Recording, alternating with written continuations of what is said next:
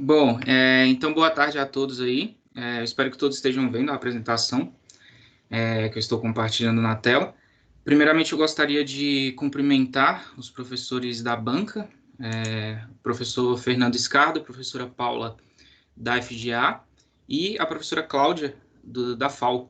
Então, hoje eu vou estar aqui apresentando a primeira etapa do meu trabalho de conclusão de curso, que é sobre a implementação de sistemas fotovoltaicos em habitações de interesse social do programa Minha Casa Minha Vida. Então, o objetivo geral do trabalho é realizar um estudo de viabilidade técnica e econômica dessa aplicação de sistema fotovoltaico em uma habitação de interesse social hipotética nos moldes do programa Minha Casa Minha Vida, né, seguindo os parâmetros do programa. Além desse objetivo geral, eu posso citar como objetivo específico analisar essa possibilidade de integração entre as agendas de combate ao déficit habitacional e de diversificação da matriz energética. Bom, a minha motivação para o trabalho, em primeiro lugar, eu diria que é essa perspectiva de aliar essas duas pautas importantes, a primeira de combate ao déficit habitacional e a segunda de diversificação da matriz energética. Mas eu também tenho outras motivações, como, por exemplo, o caráter social da iniciativa. Então, essa perspectiva de que esse estudo possa melhorar a qualidade de vida da população de baixa renda beneficiária do programa também é um fator que me motiva. E, por fim, o interesse pessoal de estar trabalhando na área de energia solar fotovoltaica após a minha graduação em engenharia de energia no ano que vem. Bom, a metodologia do trabalho consiste numa caracterização do cenário de fotovoltaica e de déficit habitacional no Brasil, no intuito de estar validando essa proposta de implementação do sistema fotovoltaico. Então, isso foi feito usando uma metodologia de pesquisa essencialmente exploratória, mas também descritiva e bibliográfica. Nessa primeira sessão do trabalho, eu vou estar destacando alguns pontos, né, importantes da trajetória da energia solar, começando por 1839, aí, na descoberta do efeito fotovoltaico pelo físico francês Becquerel. Então, a gente consegue ver nessa pequena linhazinha do tempo aí, que somente 140 anos depois da descoberta do efeito fotovoltaico, que se iniciou a comercialização de células solares no Brasil. Então, a gente vê que a disposição de recursos hídricos, né, no Brasil deixou o país numa situação confortável, mesmo frente às crises petrolíferas que aconteceram nos anos anteriores. Então, na década de 90, aconteceu aí dois fatos importantes. O primeiro foi que atingiu o pico de 1 gigawatt de potência global instalada, e o segundo é a migração das primeiras empresas estrangeiras para o mercado brasileiro.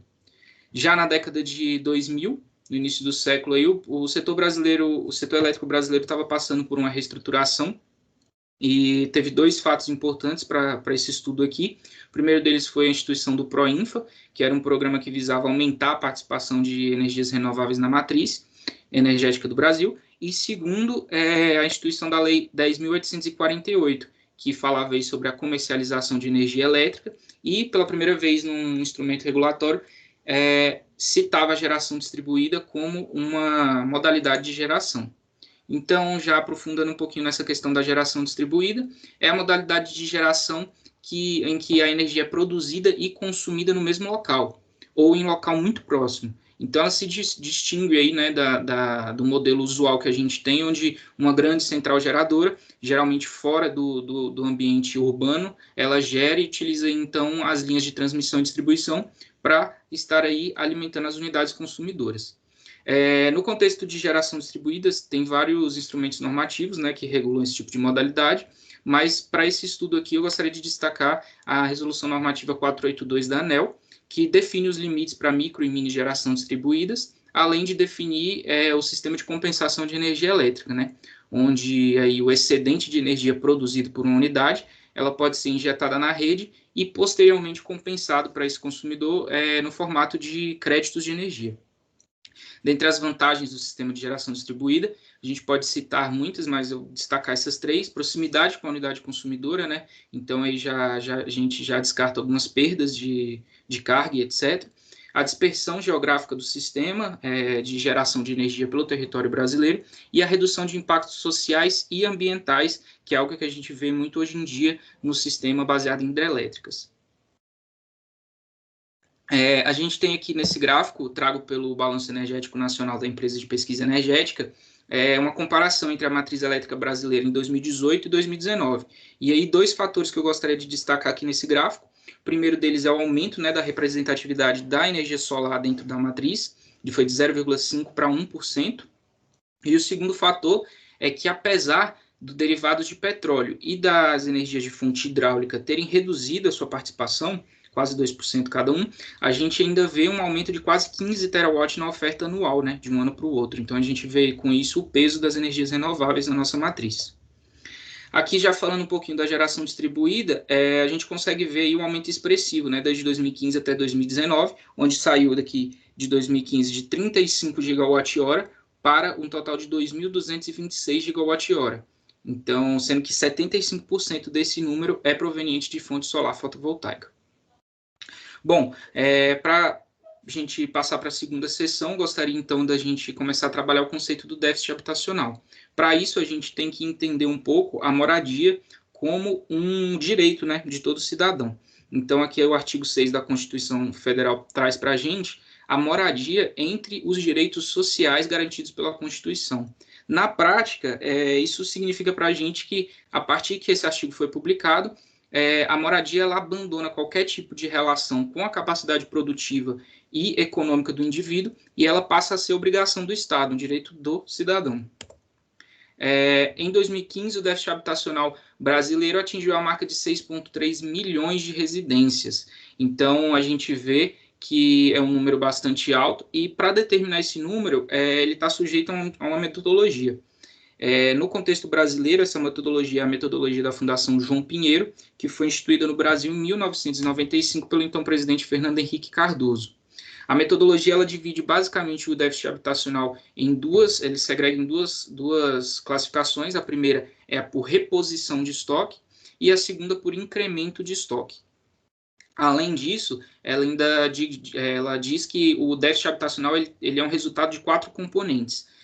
A habitação precária, sendo que ela se divide em domicílios rústicos e improvisados, sendo que essa habitação precária é qualquer ambiente sendo utilizado para habitação, mas que não possui fins habitacionais. Em segundo lugar, a gente tem a coabitação familiar, onde 2 ou mais famílias dividem o mesmo imóvel. O ônus excessivo com aluguel, quando mais de 30% da renda de uma família é comprometida com aluguel. E, por fim, o adensamento excessivo de domicílios alugados, que é quando o número médio de moradores é superior a 3 pessoas por dormitório. Bom, falando um pouquinho da história das políticas públicas habitacionais no Brasil, a gente tem que esse déficit que a gente tem hoje é um resultante de 2 fatores principais. O primeiro fator é uma urbanização tardia, e o segundo seria um crescimento demográfico muito acelerado. Então, esses 2 fatores aliados ao caráter de urgência do problema e a falta de um respaldo, né, acadêmico, ele acabou conferindo à política pública habitacional do Brasil, no início, um caráter de muita tentativa e erro. E isso se estendeu até o primeiro governo Vargas, quando o contexto já político e econômico favoreceu o início da produção intelectual sobre o déficit. E em 1964 foi fundado, então, o BNH, que é a primeira política pública habitacional que encaminhou para a criação do modelo que a gente tem hoje. Então, a medida principal do BNH foi a criação do Fundo de Garantia por Tempo de Serviço e do Sistema Brasileiro de Pesquisa e Empréstimo para financiar esses empreendimentos habitacionais. Bom, então já na década de 2000 foi criado o Ministério das Cidades, que criou então o sistema, e o Fundo Nacional da Habitação de Interesse Social, que tinha como principal medida reunir todo o orçamento do Brasil para combate ao déficit sob o mesmo fundo. Então ele pegava o orçamento a nível municipal, estadual e federal e fazia essa distribuição através do Sistema Nacional de Habitação de Interesse Social. Já em 2009 foi então criado o Plano Nacional de Habitação pelo então presidente Luiz Inácio Lula da Silva, que só foi instituído de fato, né, com o programa Minha Casa Minha Vida, que, segundo os autores, ele conferiu à política pública habitacional brasileira o rótulo de interesse social de fato. Bom, então o programa Minha Casa Minha Vida, ele se iniciou se divergindo das outras políticas habitacionais anteriores por ter uma abordagem diferente para o ambiente urbano e rural, segundo uma indicação da Fundação João Pinheiro, e ele tinha seus recursos provenientes tanto do Fundo de Garantia por Tempo de Serviço quanto do Orçamento Geral da União.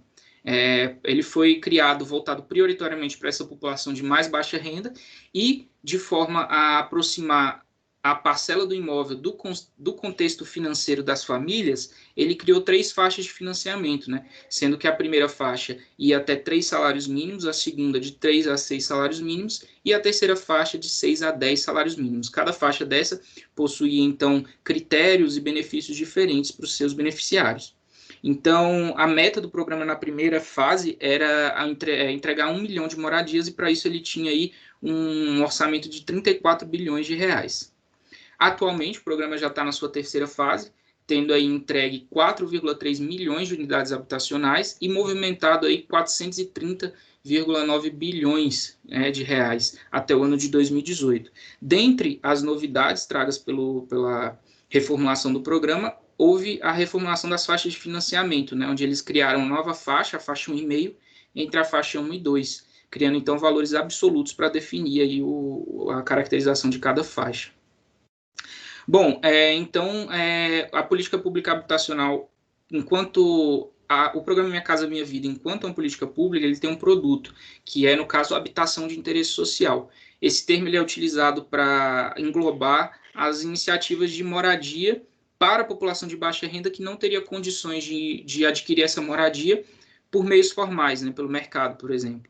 Então, destaca-se que essa habitação de interesse social, ela não está unicamente ligada, esse caráter social dela, a questões econômicas, ela pode permear também por meios culturais e ambientais, e esse termo, apesar dele ser usado desde o BNH, foi através do programa Minha Casa Minha Vida que ele teve, vamos dizer assim, sua consolidação, né? Então, o programa Minha Casa Minha Vida, ele estabeleceu certos parâmetros, como focar no baixo custo, fazer obras mais rápidas, unidades mais compactas, e isso acabou conferindo, então, um modelo do que seria uma habitação de interesse social de fato. A portaria 660 de 14 de novembro de 2018 é o instrumento normativo no contexto do programa Minha Vida, que traz, então, as especificações técnicas mínimas desse produto do programa, que é a habitação de interesse social. A gente entende, então, que da portaria, segundo a sua própria ementa, ela dispõe as diretrizes para a elaboração dos projetos, no seu anexo 1, as especificações técnicas mínimas da unidade habitacional no anexo 2, e as especificações urbanísticas dos empreendimentos no anexo 3. Essa portaria ela vai ser muito importante no contexto desse estudo, porque ela vai fornecer para a gente, né, uma visualização, um direcionamento no sentido de projetar esse sistema fotovoltaico. Então, é a partir das características descritas nessa portaria que a gente vai conseguir, então, visualizar um modelo e projetar esse sistema fotovoltaico. E no que diz respeito, então, a essa visualização, a imagem a seguir, ela mostra, então, o que seria um HIS, né, uma habitação de interesse social. Esse modelo é uma proposta comercial, ele, apesar de ele não ter sido concebido no âmbito do programa Minha Casa Minha Vida, ela está inserida em parâmetros muito próximos, e, assim, apesar disso, apesar de não ter sido do programa Minha Casa Minha Vida, uma visualização como essa, né, aliado à descrição da portaria 660, ela já fornece para a gente esse direcionamento para estar projetando, então, o sistema fotovoltaico. Bom, o programa Minha Casa Minha Vida, apesar dele estar mostrando resultados bem melhores do que as políticas públicas habitacionais anteriores, ele ainda tem falhas, segundo vários estudos feitos com os beneficiários. Algumas falhas dessas recorrentes são as falhas de planejamento dos imóveis, a falta de articulação com as estruturas sociais e comerciais, e o custo de morar, né, que aí está englobando também qualquer gasto inerente à manutenção de uma residência, né, despesa de água, de luz e os impostos no geral. Bom, a gente chega então a essa terceira fase do nosso estudo, que é unir, né, os conceitos de energia solar e de casa popular. Então a gente já chega através da construção de um histórico das experiências, a gente vê que essa ideia não é algo especialmente novo, mas é algo que desde a fase 1 já tem sido discutido, da fase 1 do programa, né? Então, desde a fase 1, o Conselho Nacional de Pesquisa, CNPq, ele propunha a implementação de sistemas de aquecimento solar, SAS, dentro do Minha Casa Minha Vida. Então, na fase 1, essa ideia gerou aí um total de 42 mil residências munidas com esse sistema. Já na fase 2, esse número aumentou para 382 mil unidades. Então, isso foi relativo a 21% do que foi contratado para a faixa 1 do programa nessa fase 2. Já na fase 3 do programa foi, então, publicada a portaria 643, que tornava obrigatória quaisquer medidas para reduzir o consumo de energia elétrica. Dentre essas medidas, eles citavam tanto o SAS, né, o Sistema de Aquecimento Solar, quanto a energia solar fotovoltaica. Bom, outro ponto importante desse histórico de experiência foi esse projeto de geração de renda e energia que teve na cidade de Juazeiro, na Bahia, e ele se destacou porque, além de estar munindo aí 1.000 residências, gerando um total de 2,1 megawatt pico de energia, ele ainda possibilitou que a população local, a comunidade local, participasse de cursos de capacitação. Então, 7 anos depois, o Ministério de Minas e Energia ainda citou esse projeto como socialmente bem-sucedido, trazendo melhorias ao condomínio e capacitando os moradores. Isso no relatório final do PROGD, né, o Programa de Geração Distribuída. Bom, os benefícios da energia solar fotovoltaica, da energia solar com o programa Minha Casa Minha Vida, eles vão além dos benefícios individuais de cada iniciativa dessa.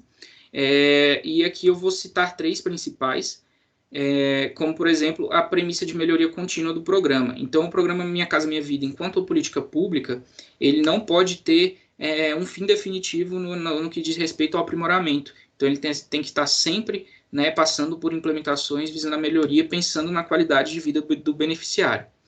Em segundo lugar, a redução de gastos. Se a gente for considerar aí uma família de baixa renda, com uma renda familiar muito baixa, o comprometimento dessa renda, que já é baixa, com uma despesa de energia, se pudesse haver qualquer meio de reduzir isso, já seria algo muito significativo. E, por fim, o aumento do potencial de geração, né? Frente à crescente demanda, né, que é causada por essa entrega de novas unidades do Minha Casa Minha Vida, a possibilidade de estar, então, alimentando, abastecendo com energia essas residências no próprio local, já iria provocar uma grande economia. Bom, os trabalhos futuros desse estudo, eu divido eles basicamente entre a parte de análise de viabilidade técnica e a análise de viabilidade econômica. Então, para a análise de viabilidade técnica, seria basicamente o projeto do sistema fotovoltaico, né, incluindo aí traçar um perfil de consumo da unidade habitacional, definir, né, os cenários de suprimento ou integral ou parcial dessa demanda, e aí a partir de dados solarimétricos, a partir da área que estiver disponível no telhado, fatores de inclinação e sombreamento, a gente consegue então visualizar o que seria necessário e aí determinar os equipamentos a serem utilizados, tanto inversor como placa solar, e a partir de fatores como eficiência, potência e custo desses equipamentos, a gente pode propor, então, o sistema final, determinando a quantidade e o arranjo desse sistema.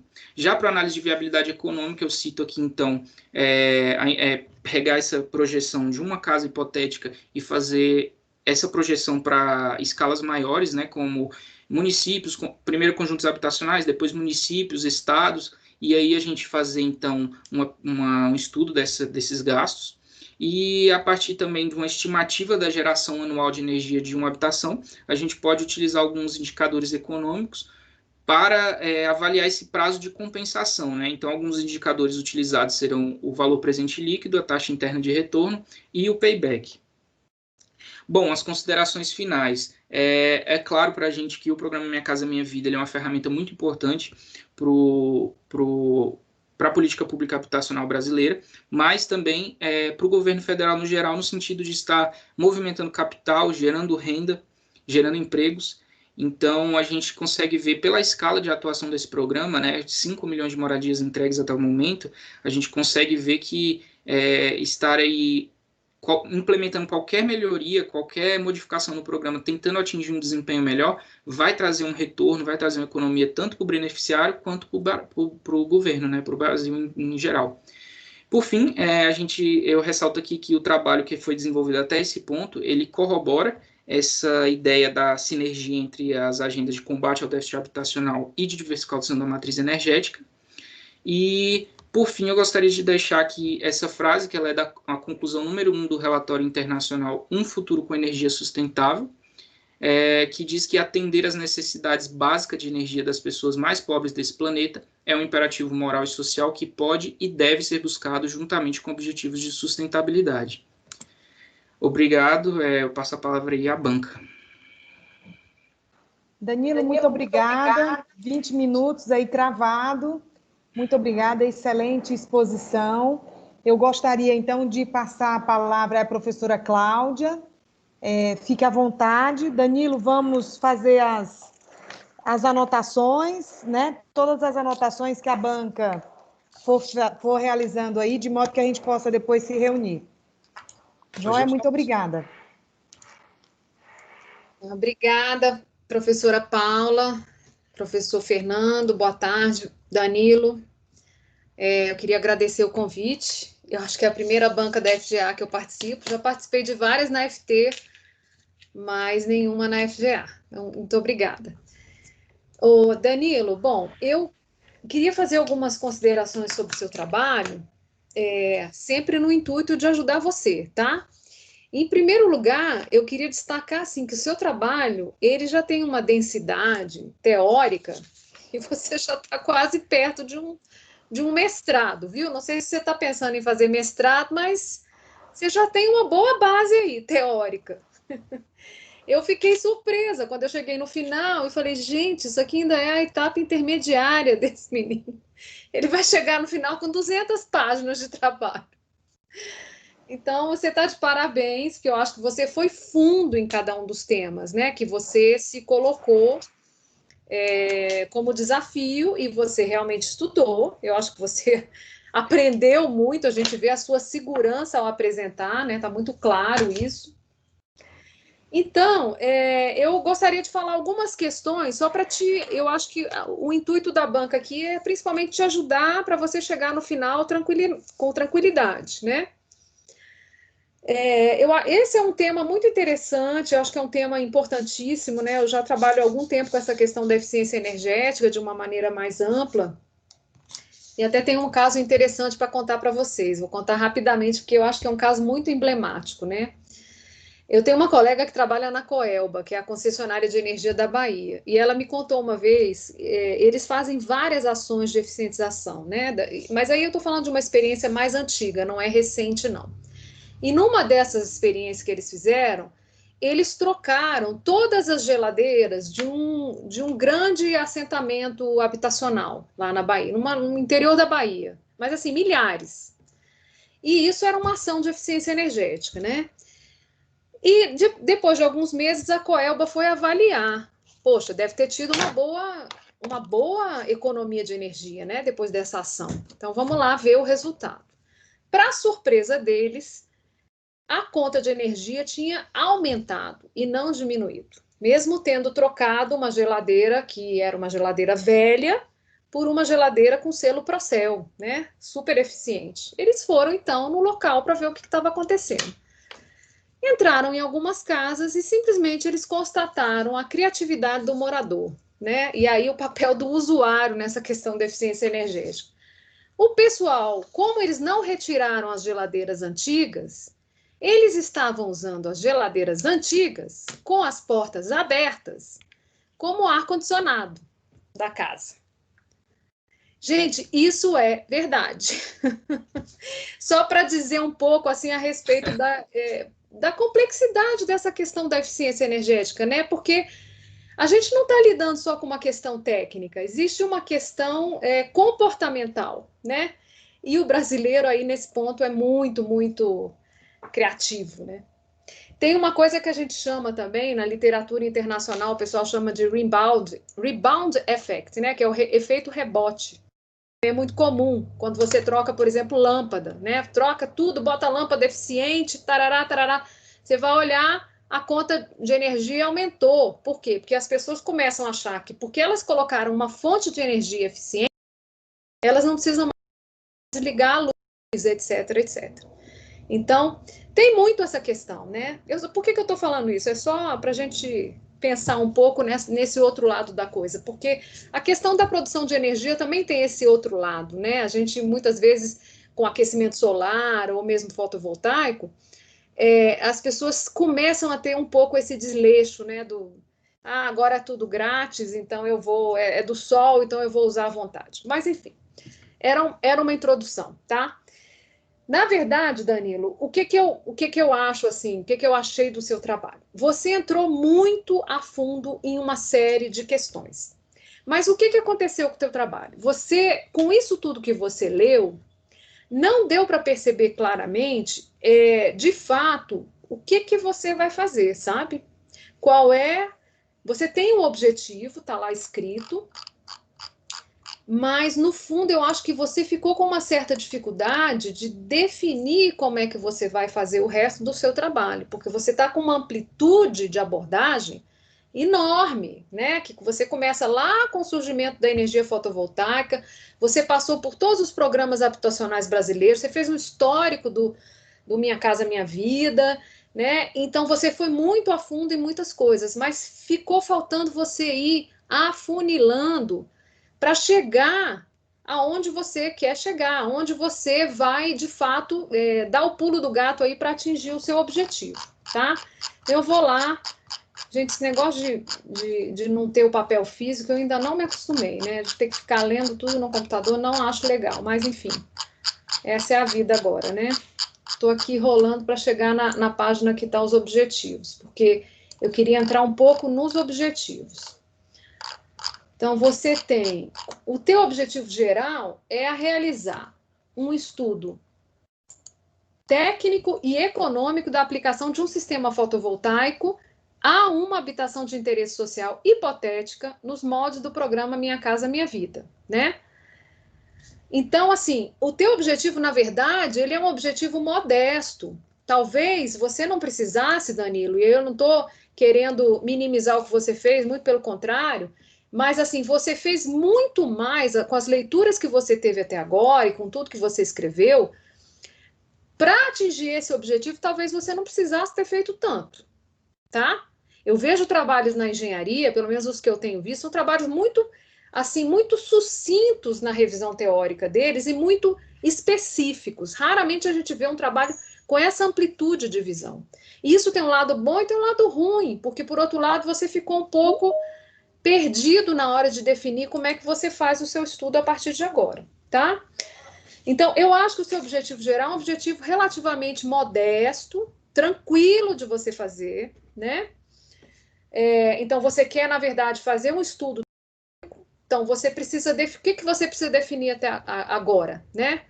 Aonde você vai contextualizar esse estudo, né? Vai ser no Distrito Federal? Vai ser numa zona bioclimática, que você poderia também pegar uma cidade representativa de uma zona bioclimática, né? A questão da disponibilidade de radiação solar tem a ver com isso também.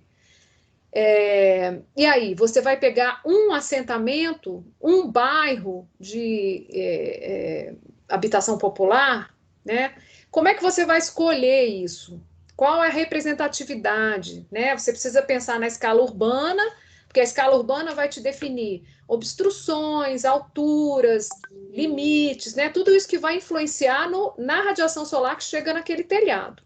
E você precisa de um projeto arquitetônico, né? Mas isso tem que estar muito bem definido, porque, na verdade, o que eu entendi que você quer fazer é uma extrapolação disso. Você vai extrapolar o valor que você calculou para um determinado indivíduo, que seria uma casa individual, né? Para aquele bairro e, eventualmente, para aquela cidade, né? Só que você não definiu isso. Isso não está claro em momento algum, né? Se você vai fazer para Brasília, se você está pensando numa outra região, né? Por que essa cidade ou por que aquela, né? E, na verdade, como você mesmo falou, assim, não há nada de muito novo nisso. Também não precisa ter, né? Você pode fazer isso simplesmente como um exemplo, pegar um projeto mais recente, que ninguém estudou ainda e fazer, não tem problema. Só que isso precisa estar claro, tá? E é bom que isso esteja claro desde agora. Aliás, já deveria estar, para te facilitar os próximos passos. Então, aí eu vou entrar numa outra questão. Quando você anunciou a sua metodologia, você anunciou a metodologia como se fosse simplesmente uma revisão teórica. E aí tem lá, vou consultar sobre esse assunto. Só que a sua revisão teórica, ela não te ajudou, na verdade, para você definir as etapas do que você vai fazer a partir de agora, que é justamente escolher um estudo de caso, justificar esse estudo de caso, escolher um projeto, simular esse projeto nas várias... Porque você tem que pensar, por exemplo, orientação, né? Geralmente um lote, ele num assentamento urbano, ele não tem uma orientação só, né? Você tem várias condições de orientação e de obstrução que vão influenciar na carga solar que chega no painel. O projeto arquitetônico, né? Você até mostrou um projeto, mas não ficou claro, você vai estudar esse projeto ou você vai pegar um outro? Se for esse, por que esse? Quem é o autor? Ele é do programa Minha Casa Minha Vida? Então, assim, ficou faltando você dar elementos, e aí, se você tivesse olhado outros estudos nessa linha do que você pretende fazer, também te facilitaria. Então, isso também seria importante que tivesse na tua revisão teórica, tá? Porque essa revisão, geralmente, ela acaba não sendo só teórica. Ela te dá também elementos de método, tá? Que eu acho que é o que ficou faltando. Então, você até já tem um método lá, mas ele parece casual. Ele não parece que é um método que você elaborou baseado em referências científicas. Ele parece alguma coisa que você tirou da sua cabeça, tá? Então, isso está faltando você reforçar. Eu acho, inclusive, que a sua metodologia, Danilo, ela não deveria vir logo depois da introdução. Ela deveria vir depois da sua revisão teórica, sabe? Porque a revisão teórica, se você fizer do ponto de vista do método também, ela ajuda você a definir a metodologia do seu trabalho. Então, a metodologia é um acúmulo. Ela vem depois que a gente já leu bastante, que a gente viu o trabalho dos outros, que a gente se inspirou em outras experiências, a gente constrói a nossa metodologia, tá? Então, eu acho que você podia também trazer ela para depois desses primeiros capítulos teóricos, tá? Outra coisa que eu queria comentar também, o objetivo geral, eu acho que ele está muito correto. Os objetivos específicos é que você tem muito objetivo, tá? E muitos deles não são objetivos, são quase atividades que você vai fazer, são ações que você vai fazer, né? Ou, por exemplo, eu sugeri aqui, depois eu vou mandar para a Paula o arquivo aqui onde eu fiz algumas anotações. Por exemplo, objetivo 1 e 2. Apresentar panorama de evolução da energia solar no Brasil e no mundo. E apresentar, dentro de uma perspectiva histórica, a evolução do marco regulatório brasileiro para a energia solar. Isso aí você pode facilmente condensar em um objetivo só, tá? Depois, apresentar a problemática do déficit habitacional. Apresentar a cronologia de implementação do programa Minha Casa Minha Vida. Isso está dentro da problemática de déficit habitacional, né? Então, assim, tem vários objetivos que você, na verdade, poderia juntar, condensar, né? O que você tem que pensar é o seguinte, os objetivos específicos são todos os objetivos que você precisa para chegar no seu objetivo geral, tá? Então, você tem que pensar um a um se realmente eles fazem sentido para você construir o objetivo geral. Os objetivos específicos fazem parte dessa construção do objetivo geral. Então, acho que você pode dar uma repassada aí, ver o que fica, o que não fica, o que você junta, o que você não junta, tá? Basicamente, é isso. Bom, o que mais? E outra coisa que eu queria comentar é quando você coloca, assim, trabalhos futuros lá no final, em geral, uma dissertação de mestrado, mas, assim, às vezes nos trabalhos de graduação também a gente vê isso. O trabalho futuro, quando a gente coloca lá, são trabalhos que você sugere para que sejam feitos depois do seu trabalho, uma vez que você fechou o trabalho, tá? Então, no teu caso aqui, na verdade, o que você está colocando como trabalho futuro é o que você ainda vai fazer no seu trabalho, que deveria estar na metodologia, tá? E não num item separado chamado de trabalhos futuros.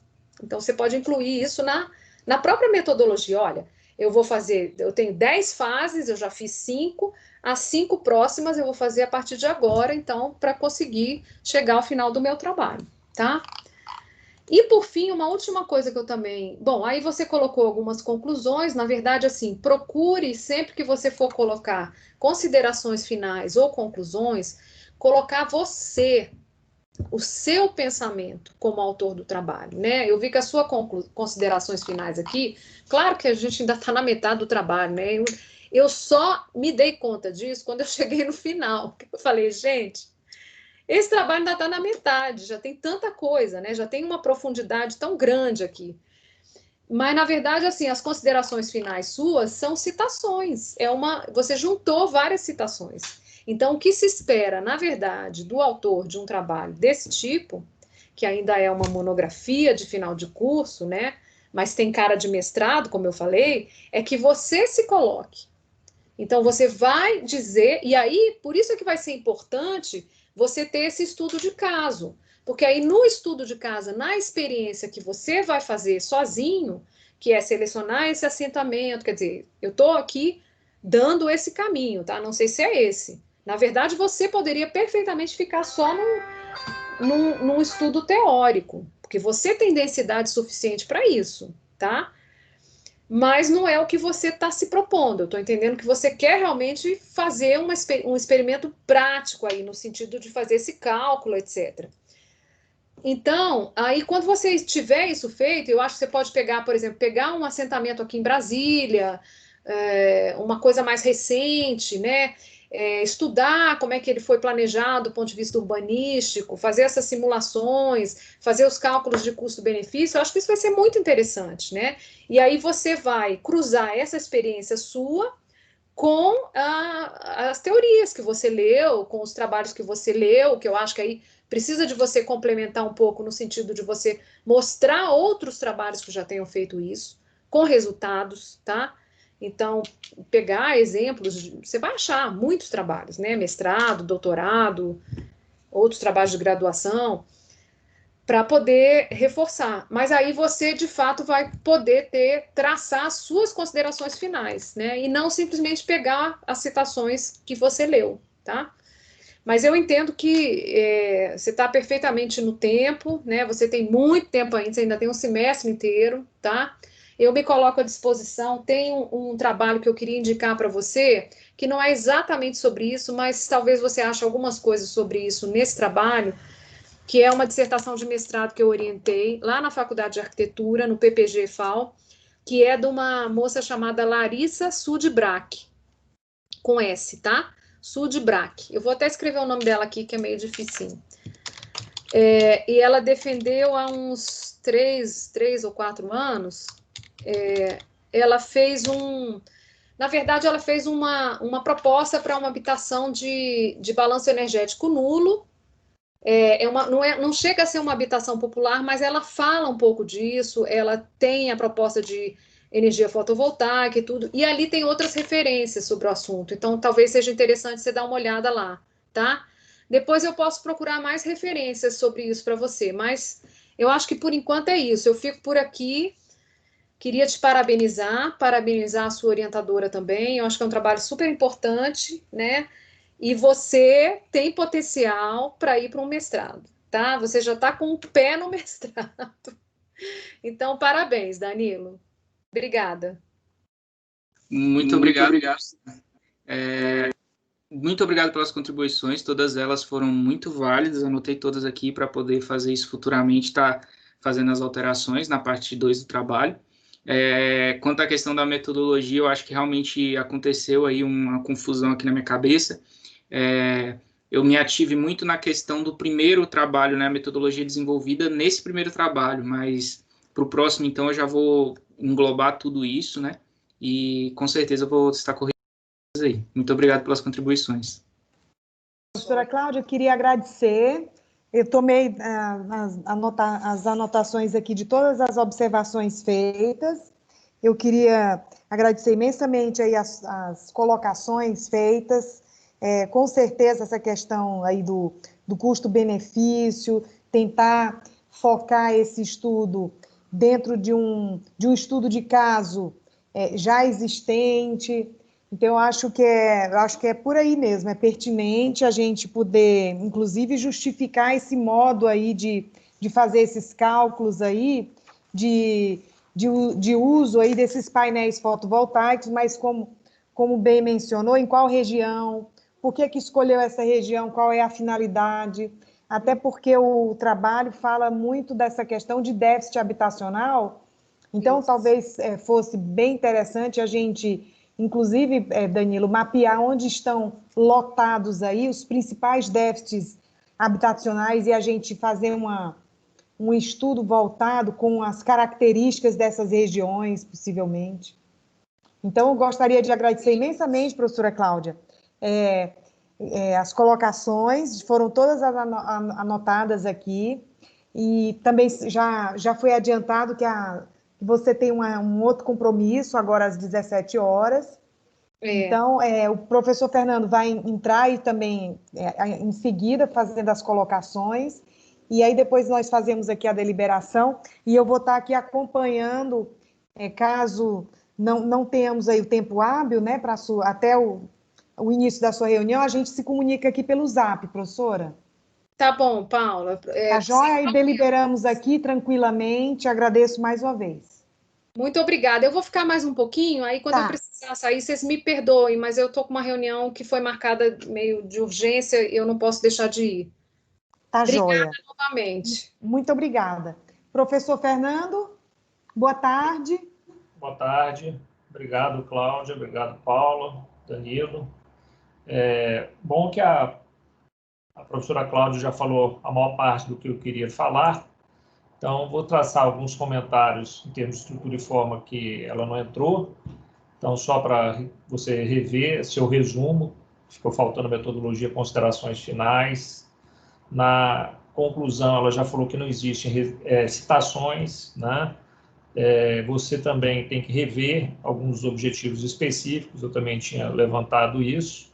E na sua metodologia, nos próximos passos, você falou de cenário, eu não entendi bem o que você vai querer fazer com o cenário. A análise econômica você só citou, que vai utilizar payback, TIR e VPL, mas só lá nos próximos passos, não discutiu. E falou que ia fazer um estudo hipotético, que aí eu vou retornar no objetivo geral, que para mim esse objetivo geral ainda está com um problema, porque falar de um estudo hipotético, se vai ser um estudo de caso, se não vai ser uma análise econômica, técnico-econômica, um estudo técnico-econômico. Eu também não, eu acho que é mais uma análise técnico-econômica do que um estudo, e a parte hipotética que para mim ainda deixa dúvidas, tá? Então, tentando assim ser bem objetivo para dar tempo de fazer uma discussão, você colocou lá na sua apresentação, ficou mais claro que você ia fazer análise técnica baseada numa portaria. A parte econômica você colocou lá que seria o VPL, TIR e payback. No caso do cenário, ainda não sei para que você vai usar, tá certo? Qual seria o objetivo de você utilizar esses cenários? Qual seria o local que você vai desenvolver? Ela falou isso, se vai ser um estudo hipotético ou se vai ser um estudo de caso. E aí, se for estudo de caso, Robert Wynne, que é o autor que você não trabalhou, teria que estar na revisão, tá? O que vem a ser isso e como vai ser feita essa seleção e a sua justificativa, tá? Nesse caso de estudo hipotético.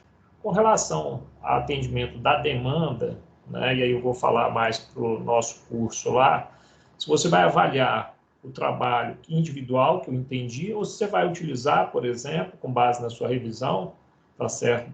A questão de condomínio, associações para instalar uma usina fotovoltaica para atender todo mundo. Seria uma simulação interessante dentro do que você colocou, dentro do arcabouço legal que você também citou, que poderia ser utilizado. Bem como se você, quando vai pesquisar cenários, você vai colocar, vai ser só para suprimento de energia elétrica ou se vai ser para aquecimento solar, aquecimento da parte de chuveiro. Eu acho que esses pontos seriam pontos para a gente tentar aqui ser bem rápido, que seriam os principais. Eu passei todas as minhas considerações e outros pontos lá para você, para a Paula, ela deve passar para você corrigir. Mas eu acho que seria assim, já para me falar o que a professora Paula, a professora Cláudia já falou, entendeu? Que eu concordo plenamente com o que ela disse, só para a gente pegar e ser mais rápido. Então, eu agradeço aí. Muito obrigado, professor. Anotei tudo aqui também. Essa questão da implementação de uma piscina, né, para o condomínio, realmente eu não tinha pensado, isso é uma boa ideia também para poder fazer esse estudo. A questão das demandas também, eu tinha pensado realmente numa questão mais individualizada, pensando na demanda, estabelecer, por exemplo, um padrão de 50% de atendimento da demanda, 80% e 100%, e aí fazer um comparativo, né, entre a parte econômica, quanto seria necessário de investimento para poder sanar essas demandas parciais e a integral também. Seria para geração elétrica só? Sim, sim. A princípio, o trabalho foi mais voltado para a parte de suprimento elétrico, né? A parte de aquecimento solar da água eu só coloquei como também uma experiência, né? Que foi com a energia solar dentro do programa Minha Casa Minha Vida, mas eu busco voltar mais para a parte fotovoltaica mesmo, elétrica. Tá. Então, tudo bem. Aí eu não sei, Paulo, você que... Não, professor Fernando, não sei se o senhor percebeu, lá tem inclusive um quadro gigantesco que caracteriza lá a casa, né, o tipo de casa que a gente vai fazer aí esse estudo, por isso que a gente usou aí o termo hipotético, que isso foi um dos pontos que eu questionei o Danilo. Danilo, de onde é que veio isso? Ele disse assim, professora, eu analisei aí os editais de concessão de casas populares e todos eles seguem mais ou menos esse padrão aqui. Eu até disse, Danilo, vamos ver se a gente encontra uma fotografia, algo, porque assim, uma coisa é a gente fazer um estudo e dizer, olha, isso aqui é uma casa popular. Então ele encontrou essa normativa, sabe, Fernando? Sim, não, existem 3 modelos, me parece, antigamente eram 3 modelos de casa, tá certo? Minha Casa Minha Vida, que está girando mais ou menos em 50 metros quadrados de área construída interna, que você colocou lá, né? Fora garagem, que é descoberta, aquelas coisas, né? Mas, assim, tem adaptações e materiais construtivos e outras coisas que vão influenciar, né, na questão também, se for falar de geração elétrica, para você pegar, por exemplo, e colocar ar-condicionado, que vai ser o grande desafio futuro, né? Porque, conforme a própria professora Cláudia falou, no Nordeste o pessoal pegou e, efeito rebote, usou para outro fim a geladeira, né? Que ela colocou lá, né? Tá certo? Então, acho que são coisas a se pensar. Por isso que eu falei, estudo de caso, o que vem a ser hipotético, né? O hipotético eu entendi na sua apresentação, que você colocou a portaria falando. Aí eu falei, bom, então eu estou achando que o hipotético vem daqui. Tanto com a análise econômica de projeto, econômica não, de projeto técnico e urbanístico. A parte econômica não entrou, né? Mas eu entendi que o hipotético viria da parte técnica ali, para fazer esse dimensionamento, né? Agora, tem que verificar esses materiais construtivos todos para verificar a eficiência energética, né? Porque dependendo como é feito, e aí você tem todo um outro problema, conforme a própria professora Cláudia falou, que é de direção, né? De construção local. Então, isso aí dificulta um pouco, né? Então, por isso que eu falo, tem que ter uma seleção bem clara, e ela também frisou isso, do local de estudo, né? Que ainda não foi feito, tá? Então, mas de qualquer forma, está de parabéns aí, se avançou bastante, né? Falta esses ajustes no objetivo específico, acho que tem que dar uma filtrada, diminuir, facilita depois até para você responder, tá? O TCC. Então, Não, inclusive, professor Fernando, eu vou tomar aqui uma liberdade, e eu comentei com o Danilo que eu participei de uma banca em que você era o orientador, era a Letícia. E, assim, participando dessa banca, eu percebi ali a densidade, eu percebi a profundidade de discussão realizada pela aluna, Danilo. Porque lá tem uma discussão de se o ambiente ele é mais quente, se ele é mais frio, que tipo de parede eu tenho, qual é o tipo de lâmpada que eu devo colocar. Então, inclusive, tem lá umas normativas que existem de eficiência energética que tratam bem essa questão de construção civil. E assim, eu, no fundo, Fernanda, eu gostaria muito de fazer nessa linha, aí, envolvendo mais fortemente esse aspecto da construção, sabe? Da construção. Eu acho Lá você colocou que naquele conjunto habitacional não é permitido colocar o painel fotovoltaico, o ar-condicionado, entendeu? Porque é uma regra do condomínio.